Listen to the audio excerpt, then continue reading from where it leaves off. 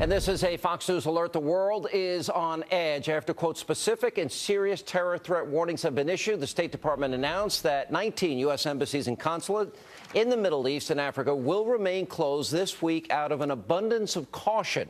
And tonight, Fox News can confirm that the closures resulted from communication that was intercepted between Ayman al-Zawahiri and the head of the Yemen-based al-Qaeda, Al Wuhayshi.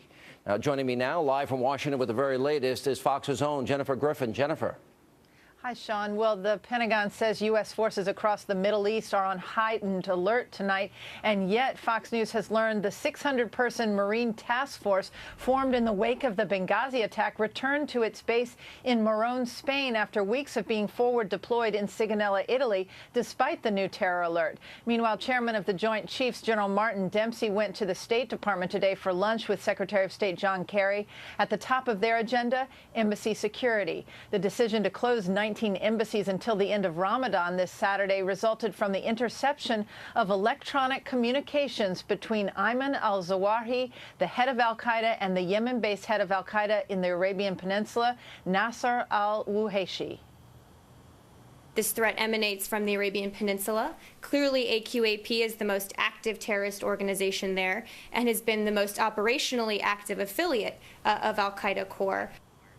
Republicans and Democrats on the House and Senate Intelligence Committees say the terror chatter now is at the same level, if not higher, than it was before September 11th.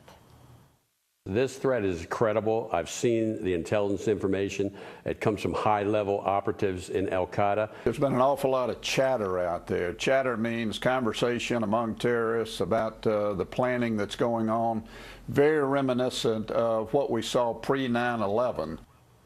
And there doesn't appear to be a lot of hand-wringing among intelligence analysts and U.S. officials that this information about an intelligence intercept and a possible attack leaked out, and there is no indication that the administration has launched any sort of leak investigation. Sean.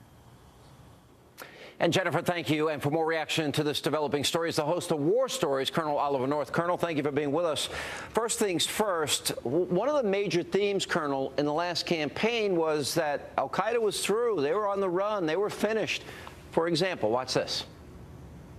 Most of al-Qaeda's top lieutenants have been defeated. I said that I'd go after bin Laden if we had a clear shot at him, and I did. The goal that I set to defeat al-Qaeda and deny it a chance to rebuild is now within our reach. Thanks to Air Force personnel who did their part, Osama bin Laden is no longer a threat to our country. We've put al-Qaeda on the path to defeat. Osama bin Laden is dead and General Motors is alive. Al-Qaeda's on the path to defeat, and Osama bin Laden is dead. Al-Qaeda's on the path to defeat, and Osama bin Laden is dead. We've decimated al-Qaeda Central.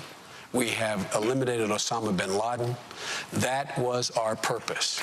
Well, Colonel, it appears that's not the case. Your reaction?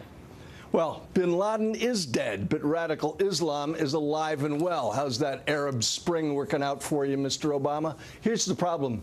They're lying to themselves. They've been lying to us. This global warning is nothing more than evidence of the O-Team's abysmal failure at a policy that was going to protect the American people. The jihadist threat is real. It is global. And as Jennifer just reported, that intercept between Zawahiri in Pakistan and Al Wuhayshi in Yemen is just the tip of the iceberg. Remember, the 7th of August is the 16th anniversary of the bombing of America's embassies in Kenya and Tanzania. Anniversaries matter to these kinds of people, Sean. This crowd didn't take that to heed back on September 11th. The jailbreaks in Libya, Iraq, and Afghanistan and Pakistan means more suicide bombers, and the O-Team can't even name the enemy, radical Islam. Colonel, I've spoken to a number of senators and a number of congressmen, and they say this threat is real, that they're planning as big an event if they can pull it off as 9/11. You have a lot of sources. What are they telling you? Well, first of all, you can see in the chatter that the lesson learned of Benghazi was learned by the jihadis because they perceive us to be weak. They know that talk is cheap. They know that nothing has happened to any of those who perpetrated the attacks that killed a U.S. ambassador and 3 other Americans in Benghazi. This intercept preceded the propaganda videos that were released by Zawahiri. and thankfully somebody picked up on it. But the closing of our diplomatic posts, the global travel warning, and the military alert are proof that radical Islam is an even bigger threat today than it was in 9/11/01. Radical Islam is a global franchise. We went from playing offense to playing defense, and the bad guys know it, and they've got to vote. You know, I was one of the few voices here, and you were as well, you know, talking about pushing out Mubarak, the Muslim Brotherhood taking over, the spread of radicalism and the rise of radicalism in the Middle East. Was it wrong for the United States to give the Morsi regime, the Egyptian regime, F-16s, tankers, money, knowing that there was such instability there and knowing who they were aligned with? Well, thankfully, we've promised them, but that we haven't delivered them yet. And having now blown it in Iraq, when I was on with you just a few days ago from Afghanistan, nobody over there was talking about a zero option. The day I got home last week, we started hearing this administration talking about a zero option for troops left in Afghanistan. Now, look, anybody who's surprised about all this stuff hasn't read my book, Heroes Proved, and there's nobody on our trip to Israel who's dropped out, and perhaps that's because we're flying El Al. I just point out to you, Sean, that this administration has misled the American people. They've failed our allies. Look what we're doing to the Israelis right now. And our enemies no longer consider us to be a threat to them. That's a bad scene. What did you learn when you're on the ground? Because you spent a lot of time with the troops. What are they telling you about the radical Islamists?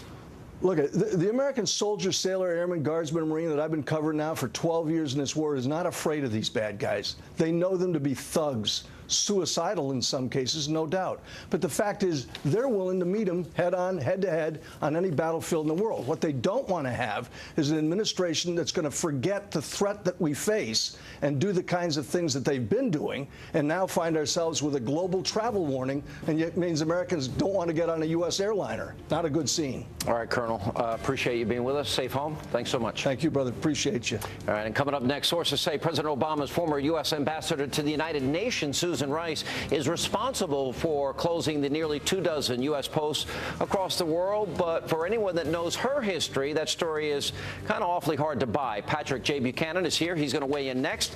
By the way, we always want to hear from you. Don't forget, log on to our special companion site, HannityLive.foxnews.com. On Twitter, it's @Sean Hannity. You follow the live show. You get to pick tonight's video of the day.